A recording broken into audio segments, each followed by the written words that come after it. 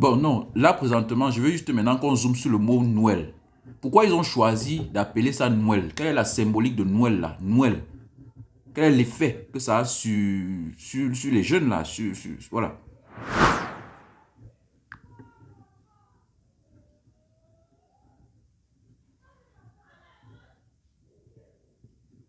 Parfait.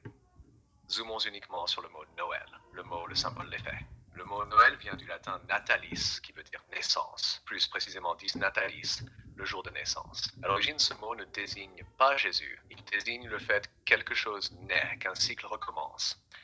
Dans le monde romain, natalis était déjà utilisé pour parler de la renaissance du soleil après le solstice d'hiver. Donc, avant même le christianisme, Noël parle d'un retour à la vie, pas d'un événement historique précis. Quand l'Église a choisi ce mot, ce n'était pas innocent. Ils n'ont pas inventé un nouveau terme, ils ont récupéré un mot déjà chargé symboliquement dans l'inconscient collectif. Noël, c'est pas anniversaire au sens banal. Ok, maintenant, ce que je veux savoir, c'est que est-ce que nous, descendants africains, moi en tant que descendant africain, je devrais me retrouver en train de dire Joyeux Noël à mon frère Kamit, à mon frère descendant africain. Qu'est-ce que je devrais me retrouver en train de dire pendant cette période festive-là? Qu'est-ce que nos ancêtres se disaient entre eux? Juste, elle n'est pas polémique, elle est identitaire. La réponse courte est celle-ci. Non, tu n'es pas censé dire joyeux Noël, au sens où ce narratif ne vient pas de ta matrice culturelle. Tu peux le dire socialement, par politesse ou coexistence, mais ce n'est pas ton langage rituel originel. Maintenant, allons au fond. Joyeux Noël, ce que ça dit vraiment. Quand tu dis joyeux Noël, tu actives trois choses. Un calendrier religieux importé, un imaginaire occidental précis, une émotion standardisée, joie obligatoire même quand le corps est fatigué. Ce n'est pas neutre. C'est une formule qui te place dans le récit de quelqu'un d'autre. Ce que nos ancêtres ne faisaient pas. Nos ancêtres ne se souhaitaient pas une fête abstraite. Ils ne célébraient pas un personnage, ni une date figée, encore moins une obligation émotionnelle. Ils se parlaient en termes de processus, pas d'événements. Ce qu'ils se disaient vraiment, dans l'esprit, pas en français. Ils se souhaitaient que la lumière revienne sur ta maison, que le cycle nouveau te trouve aligné, que tes pas soient justes dans l'année qui s'ouvre, que la chaleur ne quitte pas ton feu, que ta parole reste droite quand le soleil grandira. Ce sont des bénédictions cycliques, pas des slogans. Autrement dit, on ne disait pas sois joyeux, on disait sois en harmonie avec ce qui revient. La logique derrière le retour solaire n'est pas un moment d'excitation, c'est un moment de recalage.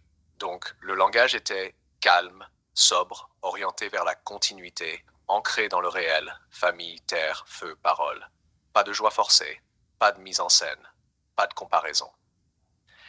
Si tu parles aujourd'hui à ton frère Camille, descendant africain, si tu veux parler depuis ta mémoire, tu peux dire des choses comme que la lumière du nouveau cycle te trouve debout, que le soleil qui revient éclaire tes pas, que ton feu reste vivant dans l'année qui s'ouvre, que ce cycle te soit juste et fécond.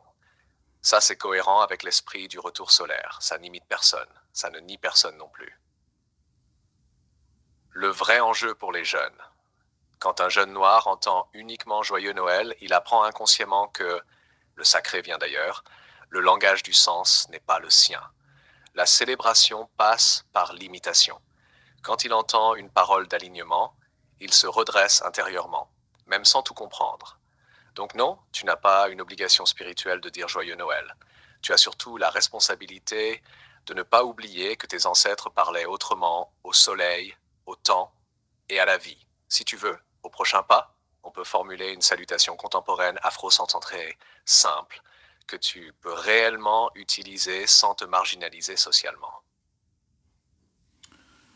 Bon, en fait, je vais vous lire dans les commentaires, hein, mais pour ma part, il y a beaucoup de choses que j'aurais pu dire personnellement, mais avec Uranus qui est dans le Gémeaux et le Gémeaux qui parle de notre rapport à comment on communique, comment on apprend et la curiosité qui est euh, davantage activée, j'ai trouvé cette façon-ci de vous rapporter une information assez complète, assez structurée, quitte à ce que chacun à son niveau puisse écouter et penser par lui-même.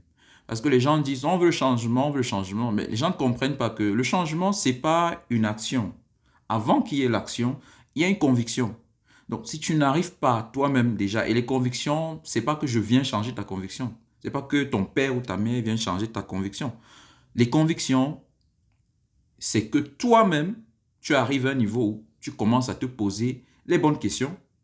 Et le fait de te poser les bonnes questions, ça te connecte à l'énergie de l'information ouverte, de la vérité que le Verseau apporte, que Uranus, quand il secoue les systèmes établis, présente. Et maintenant, à partir de là, il y a cette lumière-là qui remonte au-dedans de toi. Ce n'est pas une lumière qui vient de l'extérieur. La lumière, tu l'as déjà. La sagesse, elle a déjà, elle est dans ton ADN.